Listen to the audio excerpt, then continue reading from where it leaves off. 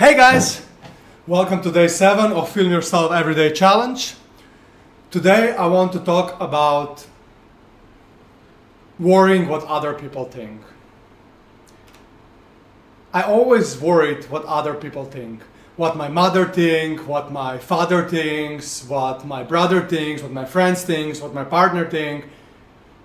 But I never really worried or listened to what I think or what I want. And this is what I want to discuss today with you, because all these people, they obviously want the best for you, but they never walked your path. They never experienced the world that you are experiencing. They never saw the things that you saw, experienced the things that you experienced, or did the things you do. So obviously they're coming from a point where they're operating with limited information. So why on earth are we putting so much emphasis to what they're saying? And this always bothered me, because for me it was not just my family and my friends, but it was really anybody who took 5 seconds to come to my life, made an opinion about my life, and then I was dwelling on that opinion. Oh, that person doesn't like me. Oh, I need to impress them, or I need to do something to make them like me more or love me more. But that's such a bullshit way to live.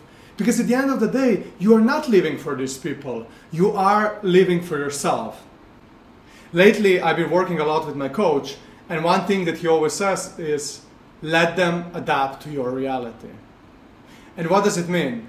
Whatever you do, do it. Whatever you want to do, do it. And then let them adapt to your reality. If they don't like you, that's okay. If they don't love you, that's okay. If they speak badly about you, that's also okay. Because at the end of the day, you are living life for yourself, and I am living life for myself. And what we should do is do things that we really want to do. If we start living life the way we want to and behaving as we want to, we are going to find a lot of internal happiness. And you know what happens? People start loving you more, and people start respecting you more, because they see that this respect is coming from you, that you first respect yourself, and then others start respecting you as well. So when you're hiding your true self and when you're not who you really are, then people perceive that on a very weird level, and then they don't respect you. And that's a big problem. That was a big mind shift for me, because for a long time I was always worrying about what other people think. And this paralyzed me, and it paralyzed me in a way that I didn't pursue things that I wanted to pursue. Let's say I liked a specific girl, and then my friends were a little bit, maybe we don't like her, and so on. So I listened to my friends instead of giving her an opportunity. Or I wanted to try a new business opportunity, and my friends would come and they would say, oh, this is a bad idea. And again, I would listen to them and I would not do it. I was always like that until a point where I almost burned out. And when I started thinking about this Asia trip. So now I'm in Bali. 8 months ago, I had a high-paying job. I was working as a consultant for one of the big companies, famous companies, and I had everything on paper. But deep down, I was feeling empty. So naturally, I was thinking about a change.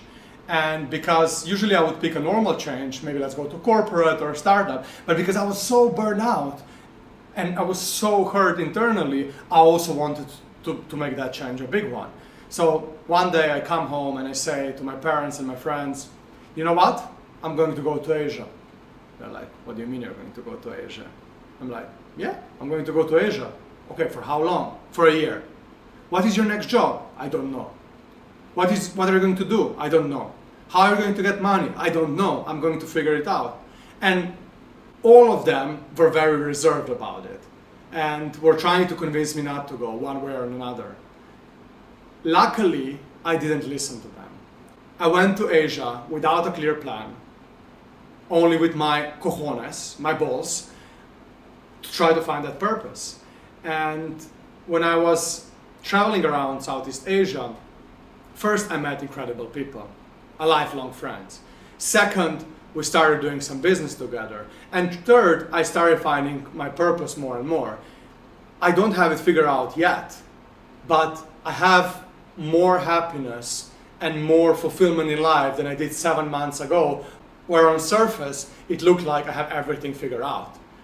Whereas again, deep down, I felt empty and I felt lost, but nobody understood that.